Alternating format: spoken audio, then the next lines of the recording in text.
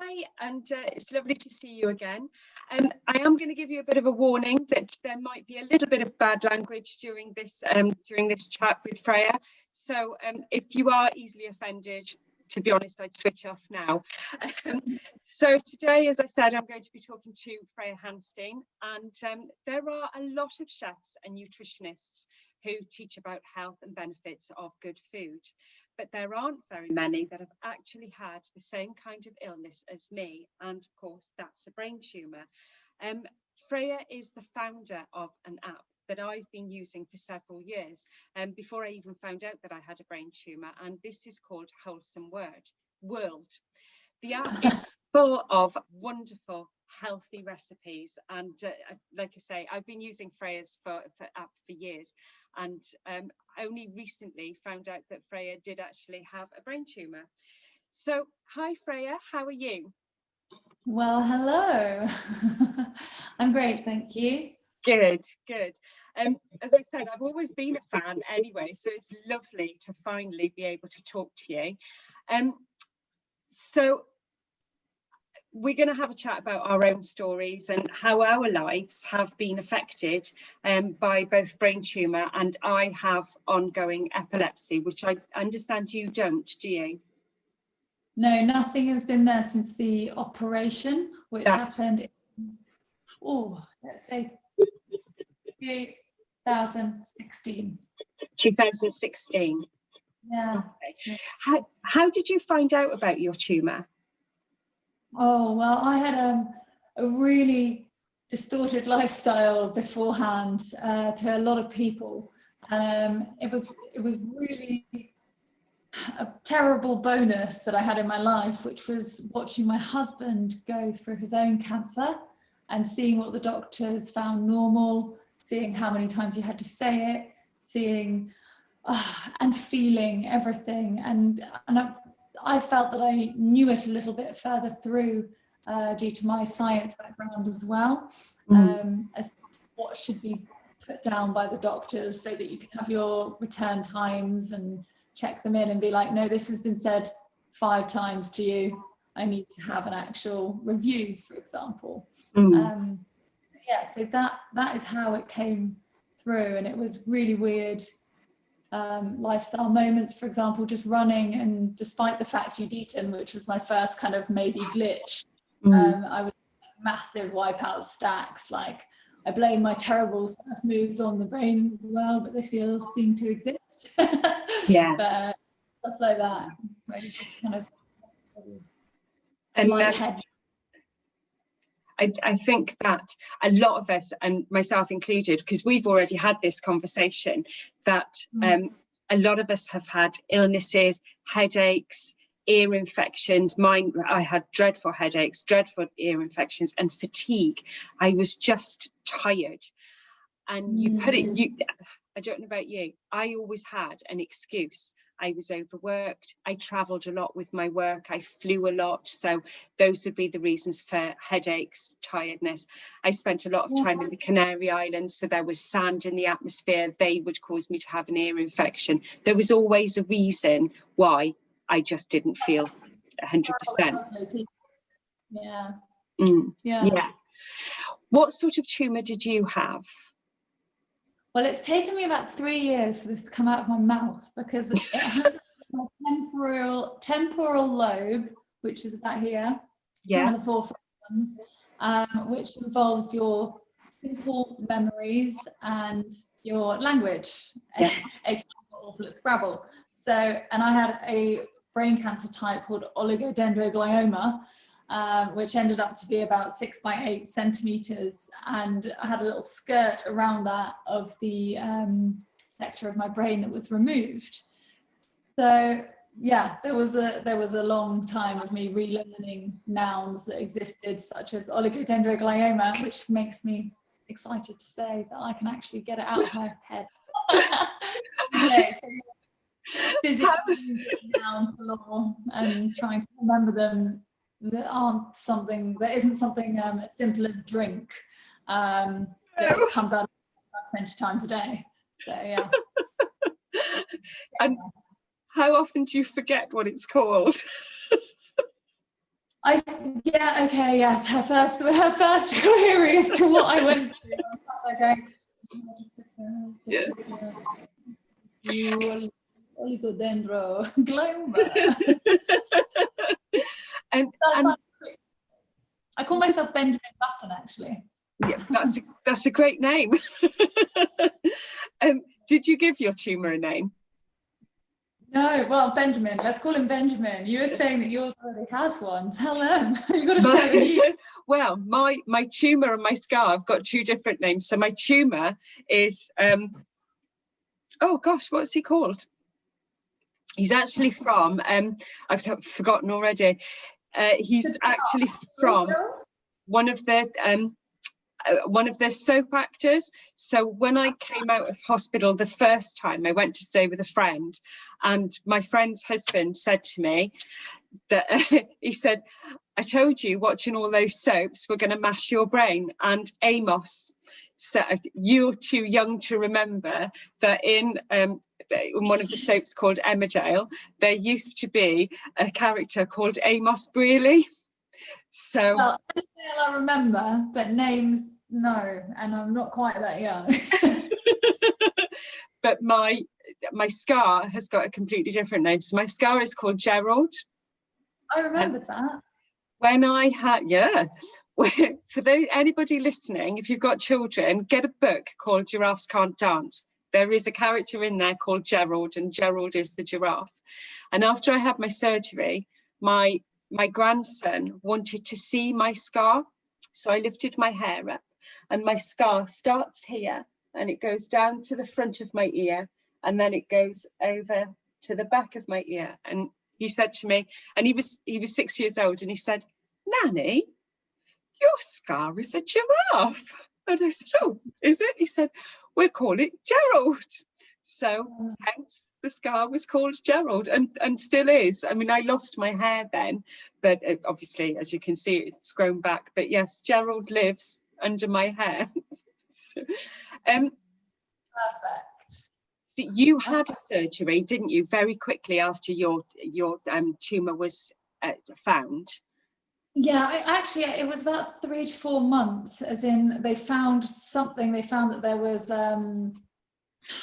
dead tissue or affected tissue, damaged tissue, which they couldn't name as cancer until after the operation. So it's just a general overview, like let's just say 90% could be oligodendroglioma, aka, as I was explaining before, like the egg, as in like a really damaged center part, and then it was expanding with slow damage, which was enhancing as it occurred, rather than, let's just say, cytoma, not cytoma, astrocytoma, which is the stars, which is the one I originally went for. I was like, God, I hope I have that beautiful sterile feature, but actually having the hub in such random, unconnected, you don't know where the edges are, everything like that. And I've got a few friends that are going through that. So it's really, it sounds so simple to understand, but it's so tough to like go over that hurdle in about 3,000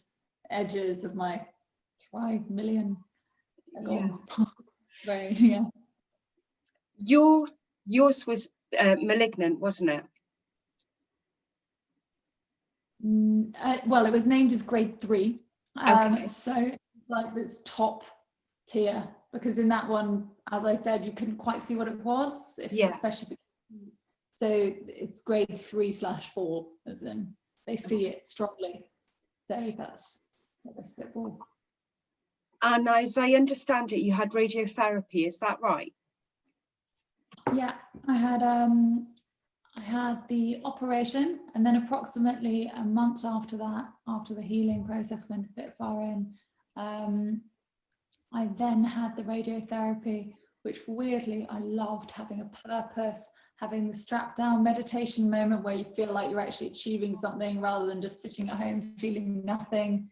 And you actually see the same team daily, which happened for approximately a month, I think, or maybe even a month and a half. So I felt really productive, and then that was followed by the heavy wave of chemo as well. Yeah, that's a great way for people to actually be able to take it, because it's a scary thing, isn't it? Anything that comes after your surgery or before your surgery, it's really scary. So it's nice to have something positive to give to any of our viewers, to say, well, yeah, it's scary, but actually it's all right. There are ways around it. So when you had your tumour removed, did they manage to take all of it out? That is, fingers crossed, touch wood. That is the overview of it. As in, as I said, it was a simple egg within, I call it a fried egg, really sadly, yolks in the middle, and it's not pointy like a boiled one. So a fried egg with a wiggle edge. They see how much of the cells have been damaged, and then they take out a segment around it of the healthy / potentially contaminated cells. And so that was all taken out, and it doesn't seem to have anything going on now. That's amazing. We'll all keep everything crossed. Totally, 100%. I'm not going to cross too much, I'll end up falling over.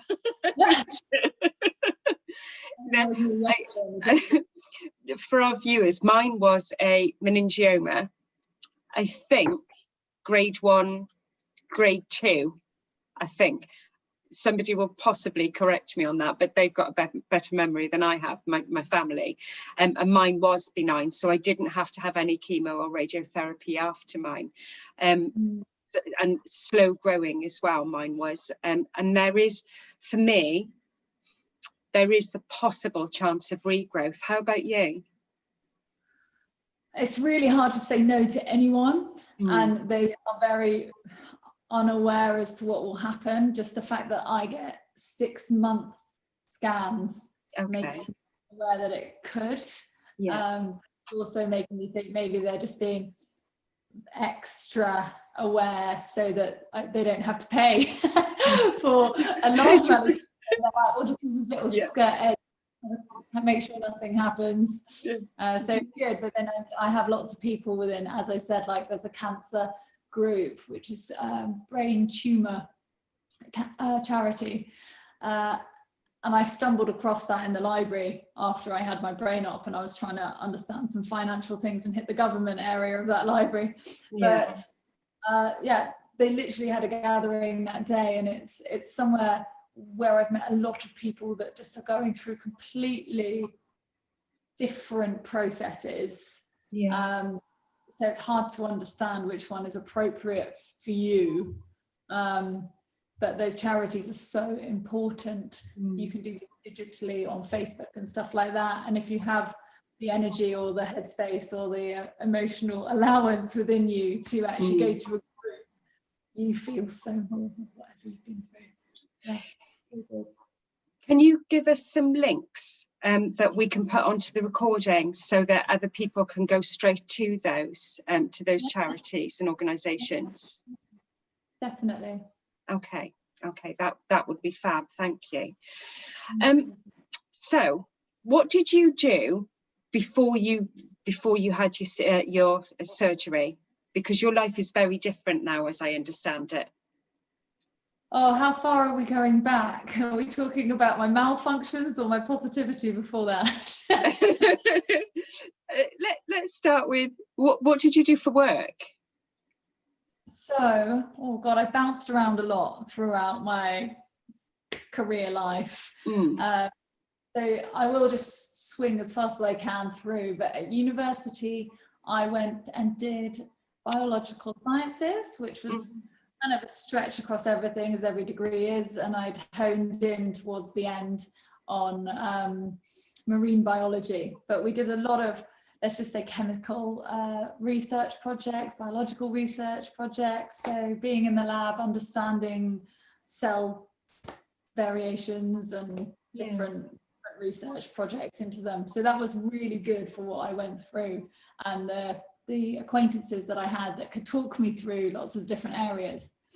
Secondarily, after that, I continued that little marine swing and worked on a couple of sites around the world, and then as the papers weren't going anywhere as to, let's just say, fishing restraints or international water control, that kind of thing, I did a conversion to a law degree, trying to see if whether we could actually place these things into our hierarchy or our country solidarity.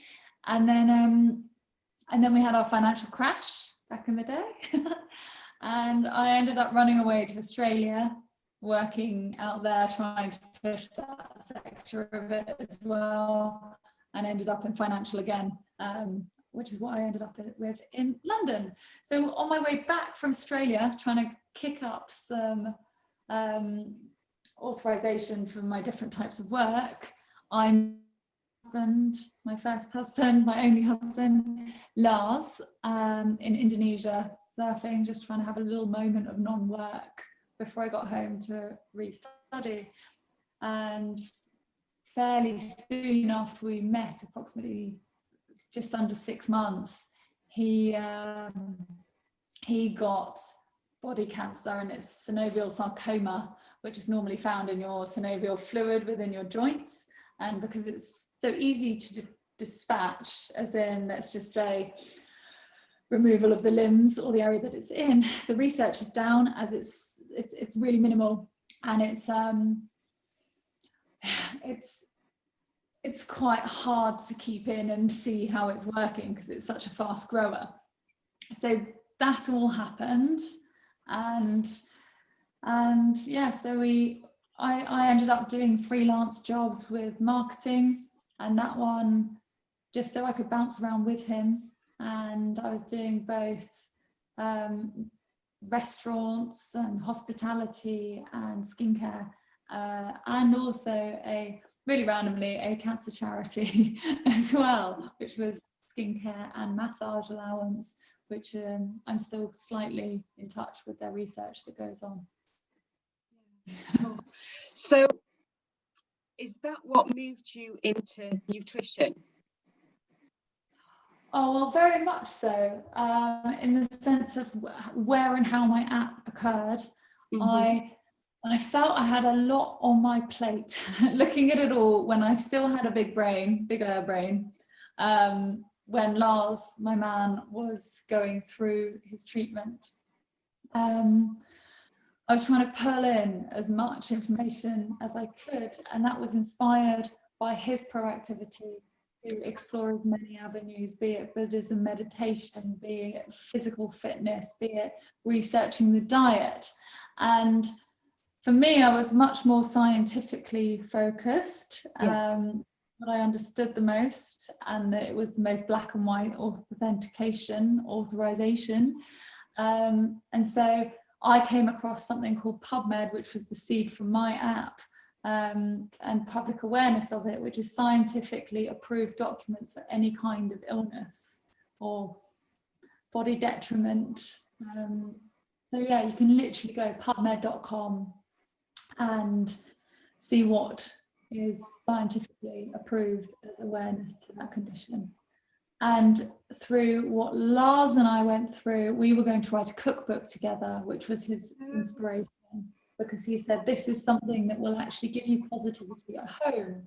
Yeah. And looking at other apps that I've used in the past, it's something that you can actually minimally touch base with. You can see whether you want to do it during looking at the photos or videos that exist. And then to have something authorized, which mine has gone through a nutrition test, a recipe action test, a taster test, and then quite a few more actually, as in perceivement of that. And it's been authorized by the NHS, which is amazing. Again, that is the forefront that you can easily tap in and out of the life. And I think that's one of the segments of lifestyle. I'd say like the top 4 things within the app, but this is the main one, is like recipes, nutrition. Yeah. I also find mental health, physical health, scientific research. These are personal, let's just say, to start with. got different conditions, you've got different lifestyles, so they're a lot harder to actually black and white on a piece of paper or an app. And what we're trying to do there, which is what we were talking about earlier, Victoria, is giving people gates or understanding that they exist in other people, and it's not just you. And there are so many ways, let's just say a charity or Macmillan is a big place that works in line with NHS that tries to make people aware of this, but it's not the primary thing due to treatment. And so those back of house pieces are important, but then the easiest one for every single person to understand is, let's just say at the moment I'll be sneaky and make a dish, for example, this Christmas cake, which I've been trying not to eat quite as many slices. You can always send them up to me. I'm always very, very happy to try any sort of Christmas cake, and particularly if it's one of your healthy ones. Yeah, I mean, this one takes, it says on the app or something, it takes an hour and a half-ish, but I'd say there's an hour and 10 minutes while it's in the oven. So things were in the oven, so it can't be something you don't highlight. Set an alarm. I'd clean the kitchen, go for a dog walk on the cliff, and then I'd come back and be like, why is my house smoky? Why have I made a sauna? What's going on? You'd be like, great, I've got a burnt Christmas cake or whatever is the potential recipe. So I'm like, alerts, highlights, write it on the bloody front door if anyone. Yeah. Now, this is something that I want to touch on, is because obviously, as I've said, I was already using your app before I realised that I had a brain tumour. And so and I think your recipes they're so easy. I'm not the best cook, and I've said this many times. I am very aware that I'm not the best cook, unlike some of my family members who are amazing. But your recipes are very easy to follow, but they're all very good particularly on brain health, aren't they? Well, let's just say if we have a full segment of, I'm trying to make the fingers straight, a full segment of healthy foods or healthy recipes. This is within general health and cancer health. Yeah. And then if I go, okay, for this app, I want to be able to highlight recipes that are still going to be good for absolutely everyone, general health, which is also what the NHS authorised me. Not me, authorised my app, Wholesome World, to be beneficial for, which is general health. So we take that segment of general health, cut it down to cancer, and I go, right, I'll highlight these recipes because they're relevant to everyone. And then I go, actually, the ones that I've researched the most, and so let's just say 2/3 of the recipes are actually there to highlight brain cancer. So we're still in the positive segment for anyone that's going through cancer and anyone that is just looking for general health. And I think the two main priorities of the app, nutrition, is trying to take out new age carbs and new age sugars. Let's just say white sugars and white carbs. So you're bleaching out the nutrition on both of them. Yeah, that's basically it. So you're filling your stomach. Whereas when I had finished my operation, I don't know, I'm intrigued to hear what comes from you in a second, but when I finished my operation, not only did I forget language, I forgot what my body was asking for, be it sleep, the bathroom, nutrition, water, kind of thing. And by nutrition I mean food. And so that would be the last one I'd try, because I'd try and go to the bathroom because I was like, that's going to be the most embarrassing otherwise. Second on the list, I will have some water because that's the easiest. And then I'll try and have a nap because that's easier than making some food. That's why they're so quick and short. And there's quite a few, as I was spitballing about, Nutriballs or something like that. Yeah, they're really good. Like 10 minutes, and you can just have them already made, so you've got enough energy to do the next step of eating. But the eating one was the most fortuitous, and I didn't have hunger, So yes, I lost a lot of weight, and I was just like, I want to be able to ensure, even if, let's just say, I have a friend who's going through it, and Dan will be really frustrated to hear his name, but I've got to say it out loud, to explore nutrition with someone else. And he's much more up for, let's just say, a burger and chips. And you're just like, right, eat this ball first and then eat whatever you like, because this has given you something that will actually enhance your well-being, enhance your energy, because it's slow emission, loads of things like this. And then you've actually got things within your system that maybe your body can convert into something to heal or defend your health. Yeah. So you've got that in, and then you still, it's really tough. It's like, if you think about running or exercise, doing one 20-minute walk or 10-minute or 5-minute walk is better than doing nothing per day. And so I see it like that. I see, let's start this curve really slowly, and if you hit a plateau, let's just say eating one ball per day, and trying to consume some more water, that is a benefit to your life. So if you're able to do that, you don't have to be perfect, and I'm definitely not perfect. I'm well honed with my diet 90% of the time. Yeah. I think that conventionally we're taught things that there are two different scales, aren't there? Because you've got one side of nutritionists that will tell you need to not eat fats, so therefore we're going to give you fat-free this and fat-free that and fat-free the other. And actually, I don't believe that at all. I've read quite a lot over the last few years about nutrition.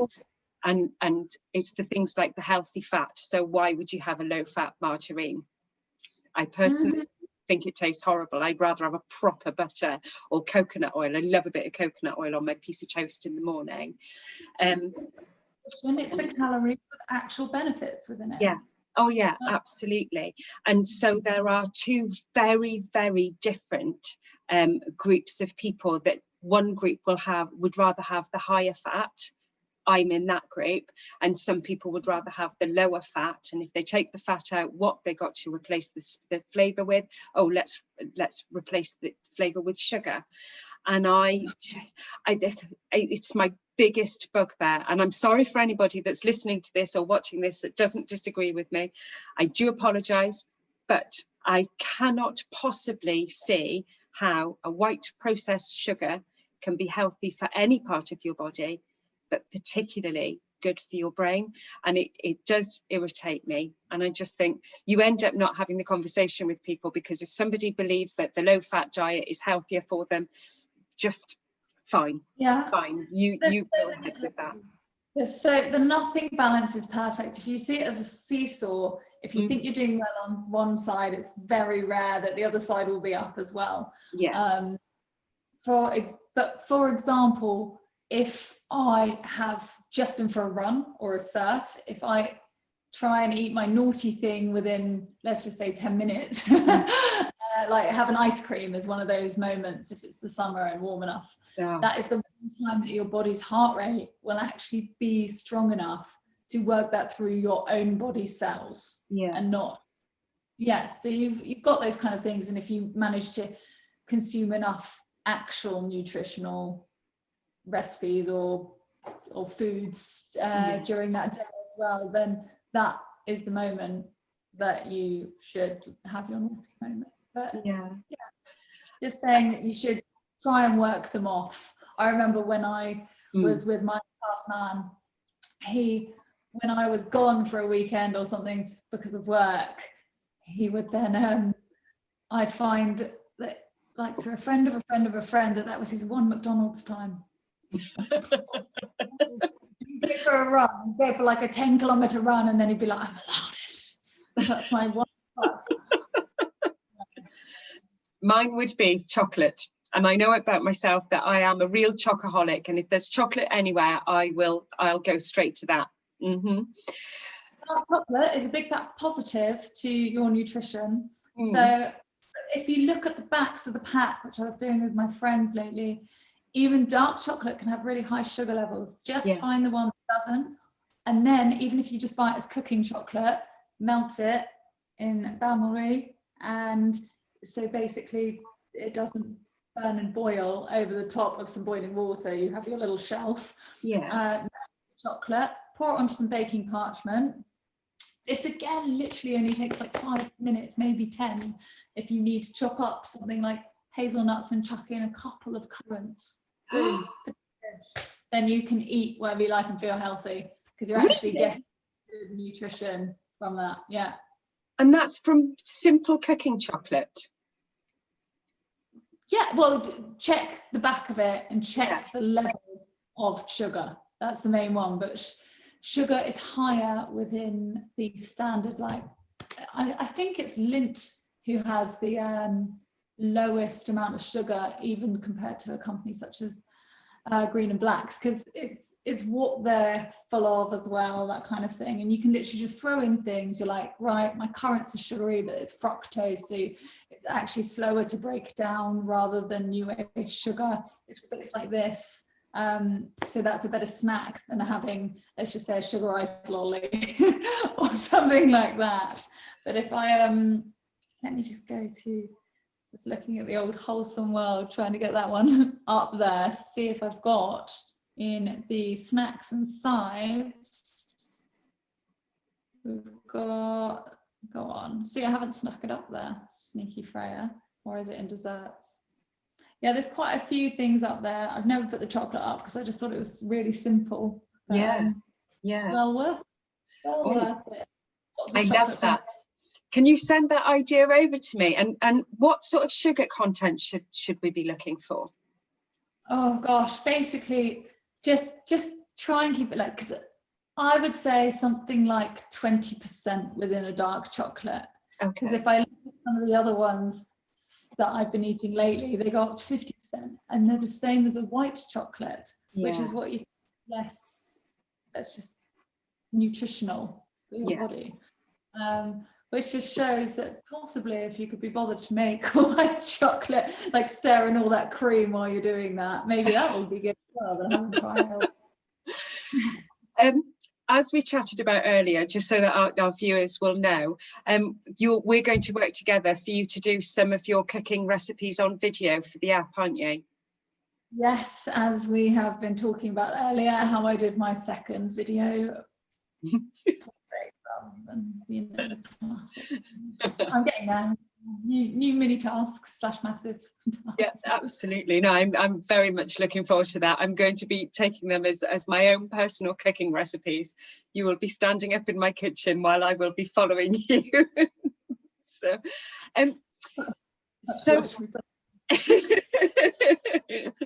that's okay. You can practice on me anytime you like. I'm quite happy with that. I like that then. I like that. So with the whole brain tumour and all of the work that you've done since, what have you found to be the most positive changes to your life? I think this is one of the things that highlights within where we were talking about the percentage of changing your diet or doing something that is healthy hits quite hard, and it's that de-stress. I think de-stress is the whole point of the app. It's if you're stressed about what you're hearing from the NHS or the doctor scheme, medical side, then have a look and see whether you've got a question that you can actually authorize, something like that. If you are just stuck at home, if you can realize what these small steps of exercise or a little bit of nutrition will cause, and you can say, right, every morning I'm going to have this one smoothie because I love it, or you can make chocolate spread. Oh my god, that was actually one of my clicks. You do that chocolate spread, that's another 5-minute one. Literally. Really? Chips and blend it with some cocoa and a tiny bit of agave or honey, seeing whichever ones. I go for the stiff one these days. I've actually switched from agave to honey. Blend them all up, and it's just like really, really good. And the roastness is the big changer. So again, like, it's best, it's nicest, it's the best understanding if you have the time to roast your hazelnuts, but you can get the pre-chipped hazelnuts. I think I've gone off on a way. I put it in the fridge to keep it just set enough. Sure. I was saying about how, just the mental health, as to the fact that you feel that you're actually doing something for yourself on top of doing nothing for yourself, and just sitting at home going, gosh, when am I going to get that next appointment with the doctor? Should I be asking them anything? Would I even have the headspace right now to do some research? No. Do I even want to talk to any of my family about it? God, no, I don't want to get them down. Okay, there's actually charities there. It's that headspace. You want to know that you've done something nutritionally, psychologically, just that vent. Every aspect of your life is health. Yes, I agree. You were saying about not telling, quite often not telling or speaking to your friends and family, your nearest and dearest, because you don't want to drag them down. And it is a really difficult thing to be able to say to, I find, to be able to say to friends or family, actually, I feel terrible and I'm scared. I live constantly with fear. And I think that's why, for me, it's good to be able to focus on something that's not only going to help me, but actually to be able to pass that knowledge and things that you're learning to pass on to other people, because you know you're not the only person that's feeling the way that you do. And we've already had this conversation that saying that it's so lovely to know I'm not on my own. And you have it's just the, like I said, the brain tumor charity and stuff like that. You go in and you think about all these meetings where you're sat in a circle or something because you used to be an alcoholic, and people go the same kind of scenario, in the sense that they tell you what is the general process, so you can see how far or high or low you want to set that line. And you get to hear from others, and you don't have to talk.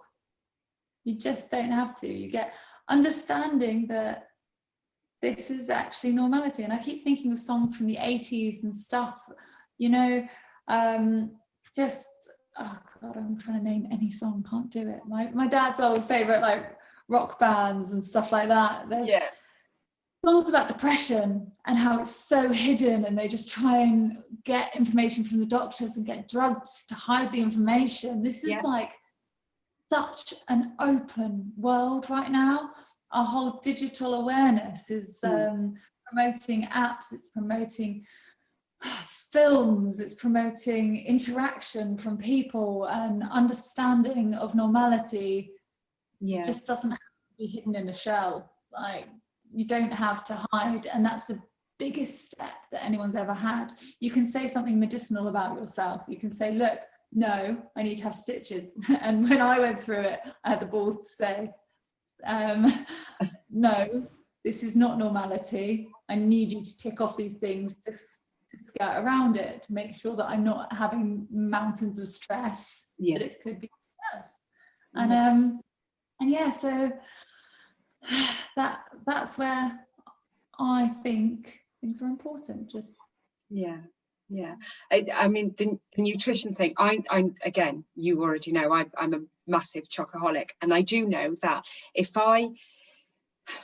it's not even a case of focusing on my diet. If I just think I'm gonna binge a giant packet of Doritos and a huge bar of chocolate, I know that I am going to feel rubbish the next day. But I also know that by just turning my diet back to the way it should be, and healthy foods, plenty of kales and berries, I know that it's going to take me 24 hours and I'll be back to the way I'm comfortable.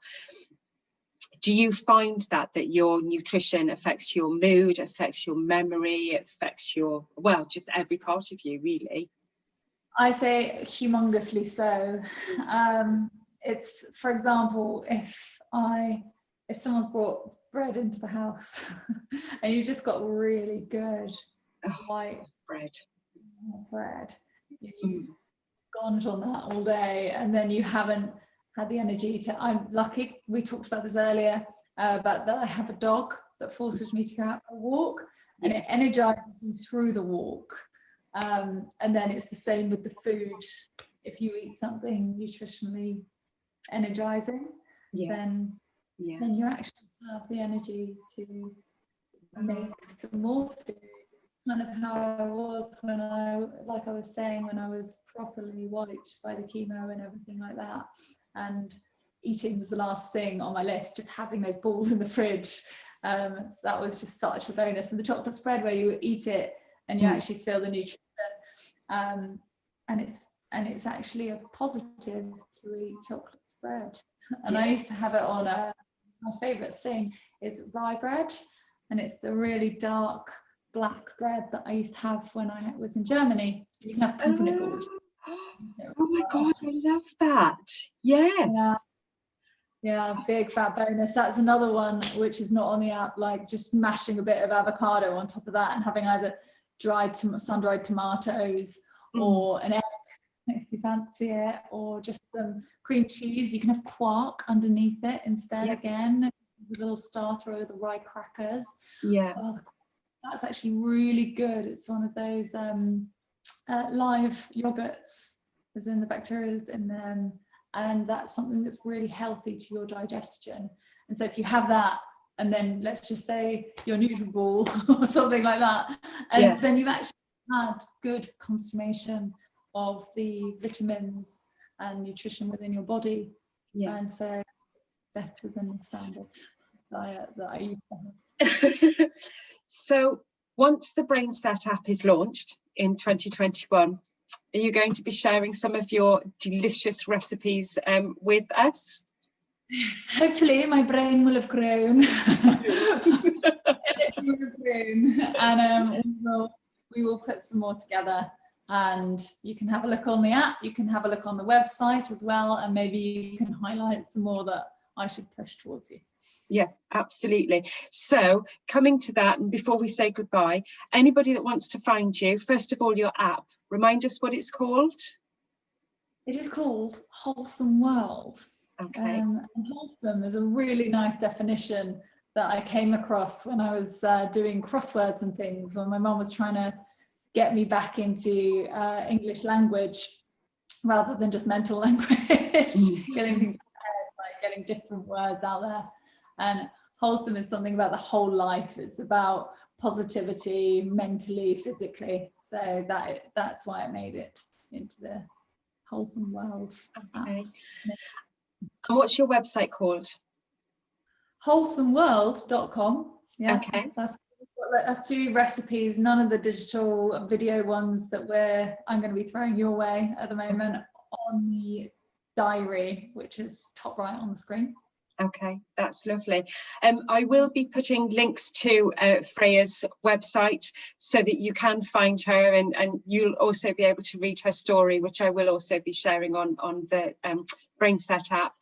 Freyja, thank you so much. It's been an absolute joy talking to you. I'm looking forward. I'm going to try more of your recipes. I'm looking forward to you throwing a few more my way, and I'm definitely going to be trying the chocolate layer. That sounds like amazing to me. And they were probably a bit slow for everyone else to get it. They can have it in June. That's my birthday. Christmas cake for my birthday. Oh, I think that's a very good idea. Right, Freyja, thank you so much. I hope everybody's enjoyed watching and listening to Freyja and myself, and we look forward to seeing you again soon. Bye for now.